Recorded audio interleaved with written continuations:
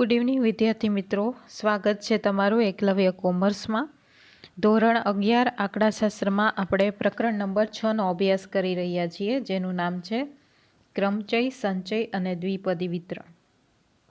હવે સૌથી પહેલાં આપણે ક્રમચયની વાત કરી રહ્યા છીએ. ક્રમચય એટલે શું થશે? ગોઠવણી. ક્રમચય એટલે શું થશે? ગોઠવણી. તો અહીંયા આપણે ગોઠવણી કરવાની છે. આપણે અગાઉ જોયું કે એનો મિનિંગ શું થાય, ક્રમચયનો મિનિંગ શું થાય, એનું સૂત્ર શું છે, એની આપણે ચર્ચા કરી અને થોડા ઘણા ઉદાહરણ પણ જોયા હતા. અને સ્વાધ્યાય 6.1માંથી આપણે પહેલો ક્વેશ્ચન પણ કરેલો હતો. ફરી વખત સમજી લઈએ કે ક્રમચય કોને કહેવાય. તો ક્રમચય એટલે આપણે કોઈ પણ વસ્તુને ઘણી બધી રીતે ગોઠવી શકીએ છીએ. તો ક્રમચય એક ગોઠવણીની જ રીત છે, પણ તમે કેટલી પ્રકારે કોઈ પણ વસ્તુને ગોઠવી શકો એનો જે ખ્યાલ છે તમને ક્રમચયમાં જોવા મળે છે. હજી તો આપણે બહુ બેઝિક દાખલા કરેલા છે, ખાલી સૂત્રના આધારે જ આપણે ગયેલા છીએ. પણ આગળ આપણે ગોઠવણી પણ કરવાની છે કે તમને કોઈ પણ એક શબ્દ આપેલો હોય, એ શબ્દમાં તમારે અક્ષરોની ગોઠવણી કરવાની હશે. પછી 12મા ધોરણમાં પણ તમને આ ચેપ્ટર છે ઉપયોગી થશે, કારણ કે એમાંથી પણ સમ હોય છે.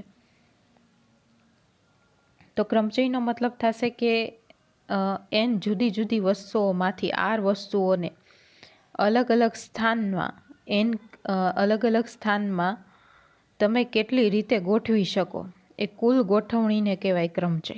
બરાબર.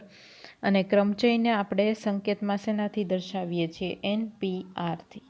n એટલે કુલ સંખ્યા અને r એટલે તમે જે અલગ અલગ સ્થાને ગોઠવવા માંગો છો એ. બરાબર. અને આપણા ક્રમચયની ફોર્મ્યુલા છે NPR = n factorial upon n minus r factorial. તો આની જે વ્યાખ્યા છે ફોર્મ્યુલા પણ ફોર્મ્યુલા ઉપર જ આધારિત છે કે n જુદી જુદી વસ્તુઓને r વસ્તુઓમાંથી n જુદી જુદી વસ્તુઓમાંથી r વસ્તુઓને r ભિન્ન સ્થાનમાં, એટલે કે અલગ અલગ જગ્યામાં, n વસ્તુઓને r ભિન્ન ભિન્ન સ્થાને r પ્રકારે, એટલે કેટલી પ્રકારે ગોઠવી શકાય તેની કુલ જે રીત છે, એને કુલ જે ગોઠવણી છે એને કહેવાશે ક્રમચય. તો આ તો આપણો બેઝિક કન્સેપ્ટ. હવે આપણે આગળ વધીએ.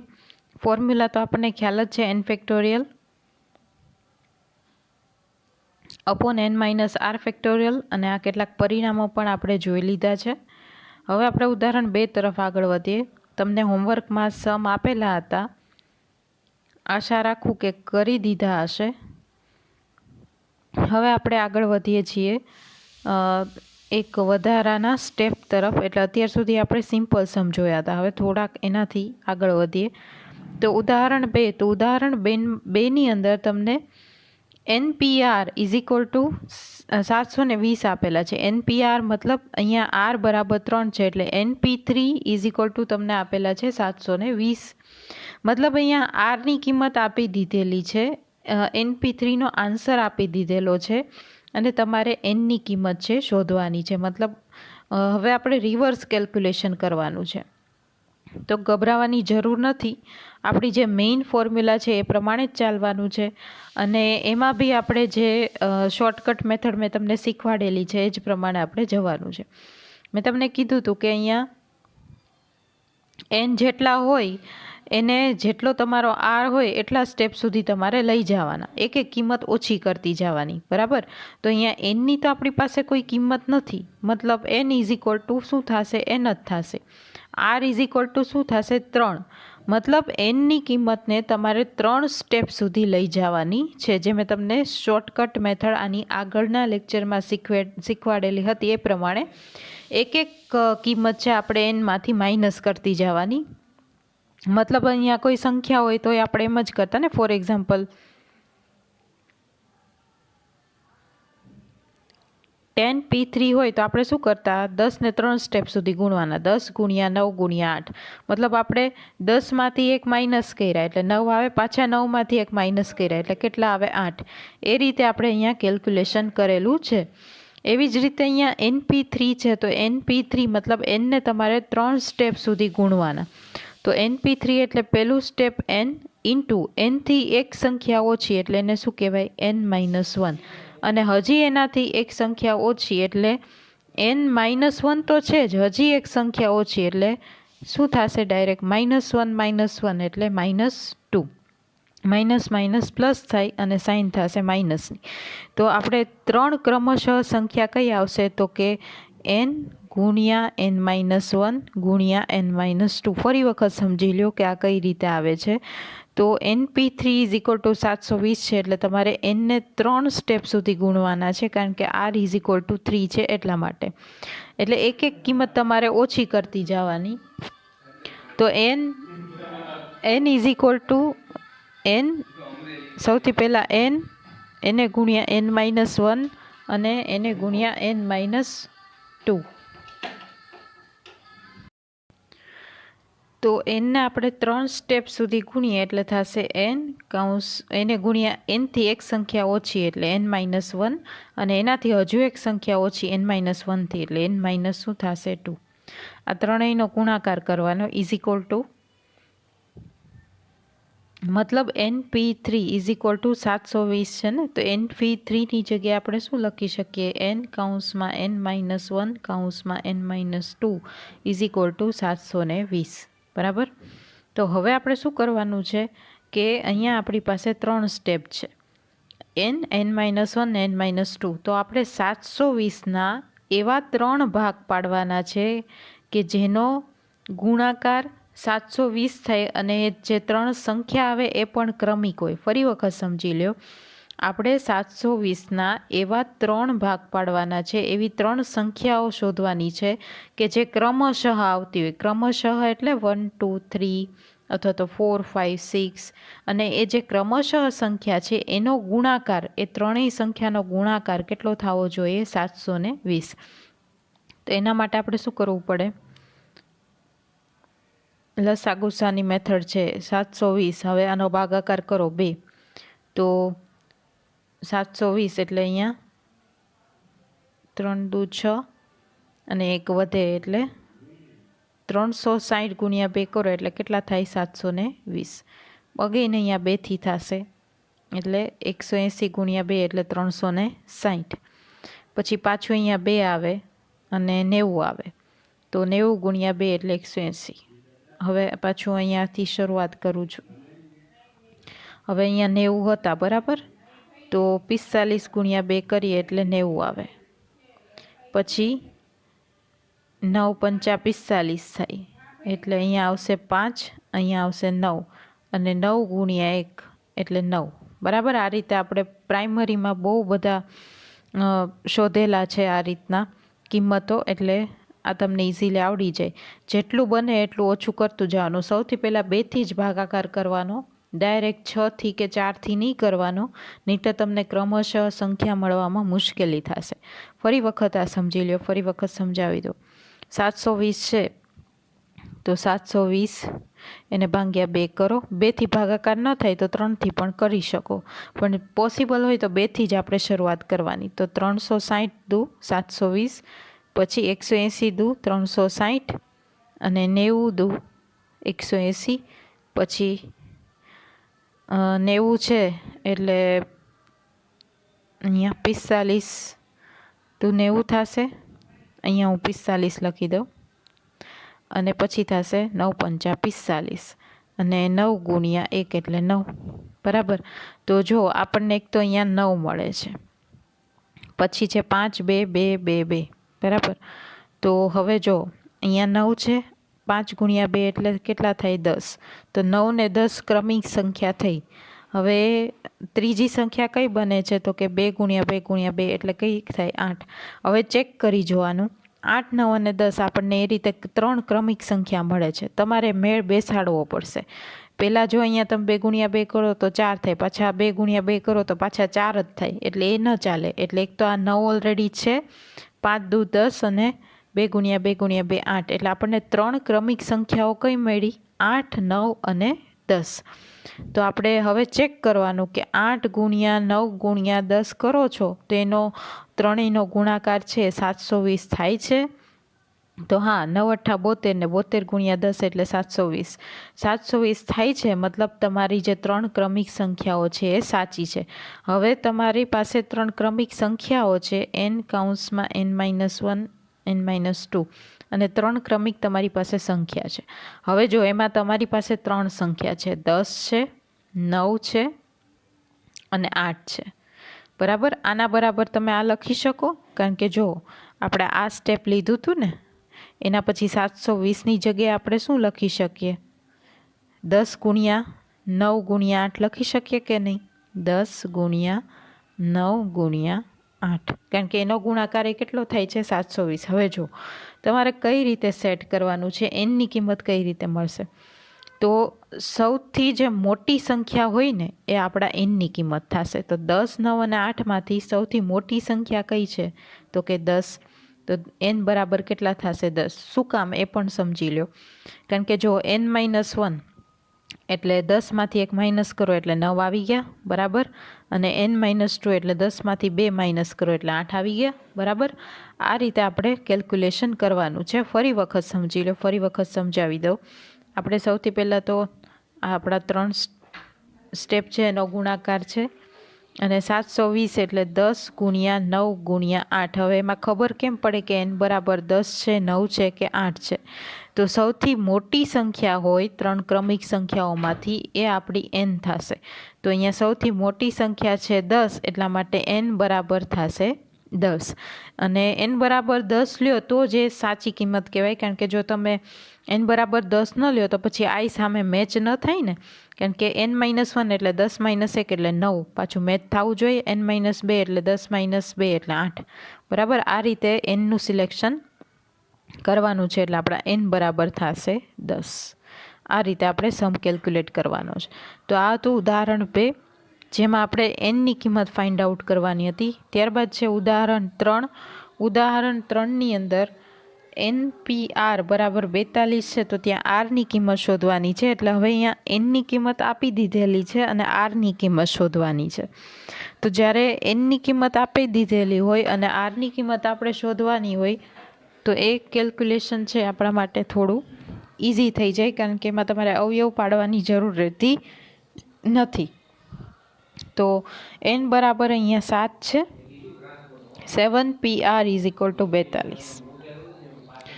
તો અહીંયા 7PR = 42. તો અહીંયા એક શોર્ટકટ રીત પણ છે, અને શોર્ટકટ રીતનો ઉપયોગ ન કરવો હોય તો ફોર્મ્યુલાની મદદથી પણ આપણે સમ છે કેલ્ક્યુલેટ કરી શકીએ. તો સૌથી પહેલાં આપણે ફોર્મ્યુલાની મદદથી સમ કેલ્ક્યુલેટ કરશું અને ત્યારબાદ શોર્ટકટ મેથડ પણ શીખીશું. તો આપણી ફોર્મ્યુલા શું છે? તો આપણી ફોર્મ્યુલા છે NPR = n(n-r)(r). NPR એટલે થશે 7PR, કારણ કે nની કિંમત તો આપણને આપી દીધેલી છે 7, અને જ્યાં જ્યાં n આવશે ત્યાં આપણે nની કિંમત મૂકી દઈશું. તો 7PR = n(n) એટલે 7(7) હવે 7PRની કિંમત આપણને અહીંયા આપી દીધેલી છે ક્વેશ્ચનમાં. 7PR = થશે 42. તો 7PRની જગ્યાએ આપણે કેટલા લખી શકીએ? 42, બરાબર. = 7 અને એના છેદમાં 7 - r. 7 - r એટલા માટે કારણ કે nની કિંમત આપણને આપી દીધેલી છે, તો 7 - r. હવે આપણે સંખ્યાને સાથે કરી લઈએ. તો સંખ્યાને સાથે કરીએ તો અહીંયા આપણી પાસે છે 7 એ 7 ના છેદમાં આપણે 42 લઈ લઈએ. 42 આ બાજુ આવે એટલે છેદમાં આવે, અને 7 - r છેદમાં છે એ બરાબરની આ બાજુ જાય તો અંશમાં આવે. તો 7 - r = 7 ના છેદમાં આવશે 42. તો 7 - r હવે જો આપણે અહીંયા ક્યાં સુધી લઈ જવાના છે, કેટલા ફેક્ટોરિયલ સુધી, એ તો આપણને જો r આપેલો હોય તો જ આપણને ખ્યાલ આવે.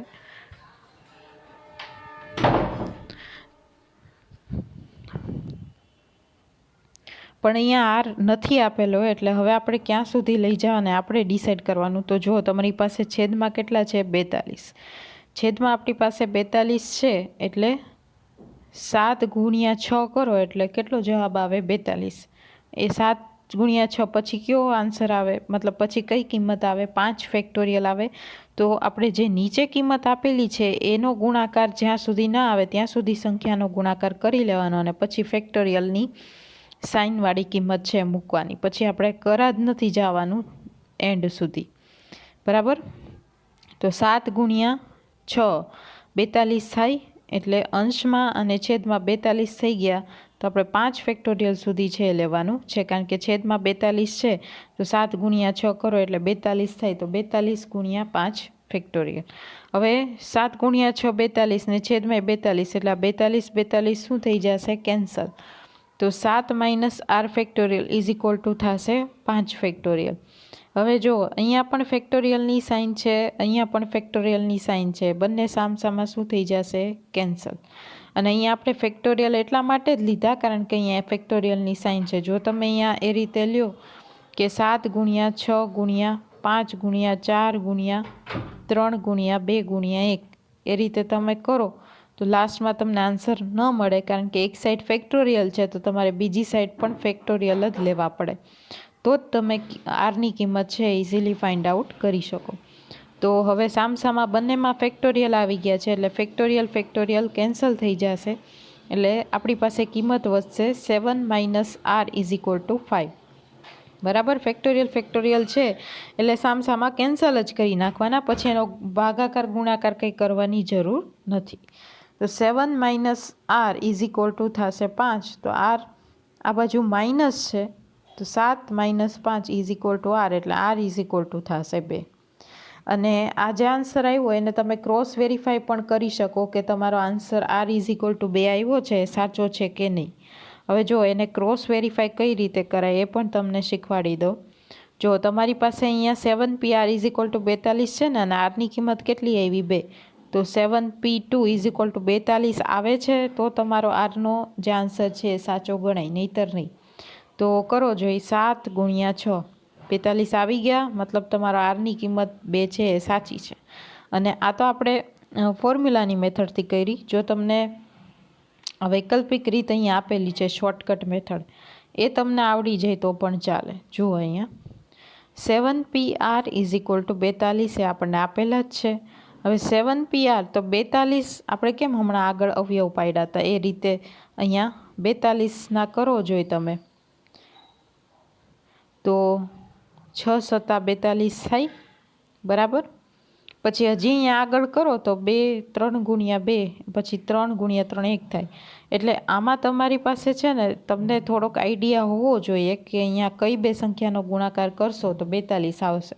મતલબ 2 ક્રમિક સંખ્યા. હવે તમને એમ થાય કે 2 ક્રમિક સંખ્યા હોય કે 3 ક્રમિક સંખ્યા એ કેમ ખ્યાલ આવે? તો કે જો અહીંયા n બરાબર તમને કેટલા આપેલા છે? 7 આપેલા છે ને એટલે 7 તો આવવા જ જોઈએ. બરાબર? કારણ કે આપણી ફોર્મ્યુલા શું છે? શોર્ટકટ મેથડ શું છે કે જે n છે એને r સ્ટેપ સુધી લઈ જવાના. n છે એને r સ્ટેપ સુધી લઈ જવાના. તો n આપણા 7 છે તો 7 તો આવશે જ. કેટલા સ્ટેપ સુધી લઈ જવાના ને એ આપણને નથી ખબર કારણ કે r નથી. એટલે 42 ભાગ્યા 7 કરો તો તમારો આન્સર કેટલો આવે? 6. મતલબ 42 ઇઝ ઇક્વલ ટુ શું થાય? 7 ગુણ્યા 6 થાય. એટલે અહીંયા તમે એ શોર્ટકટ રીતનો પણ ઉપયોગ કરી શકો છો. મતલબ 7 તો લેવાના છે. કોઈ પણ સંખ્યા છે તો આપણો n 7 છે એટલે 42 ભાગ્યા 7 કરો તો કેટલા આવે? 7 ગુણ્યા 6. 7 ગુણ્યા 6 કર્યા તો 45 થઈ ગયા. એટલે આપણે 2 સ્ટેપ અહીંયા ગુણાકાર કર્યો 2 સ્ટેપ સુધી nનો એટલા માટે r બરાબર આવે 2. 7pr is equal two 7p2 એટલે r બરાબર 2 આવે. ફરી વખત સમજી લો શોર્ટકટ મેથડ કઈ રીતે છે. n ને r સ્ટેપ સુધી લઈ જવાના એટલે 7 તો આવે જ ને. r આપેલો નથી છતાંય 7 તો આવશે. 7થી જ શરૂઆત થવાની છે કારણ કે n 7 છે એટલે. તો આપણને જે કિંમત આપેલી છે 42 એને ભાગ્યા 7 કરો એટલે કેટલા આવે? 6. 7 ગુણ્યા 6 કરો એટલે 42 થઈ ગયા. તો તમે nને કેટલા સ્ટેપ સુધી લઈ ગયા? 2 સ્ટેપ સુધી એટલે r બરાબર કેટલા આવે? 2. બરાબર? તો આ આપણી શોર્ટકટ મેથડ છે. આ તો આપણું ઉદાહરણ 3. ઓકે, અત્યારે આપણે અહીંયા સુધી રાખીએ છીએ. પછી આની જે પ્રેક્ટિસના સમ છે હજી આપણે સ્વાધ્યાયમાંથી કરીશું અને પછી હજી એક નેક્સ્ટ મેથડ છે એના તરફ આપણે આગળ વધીએ.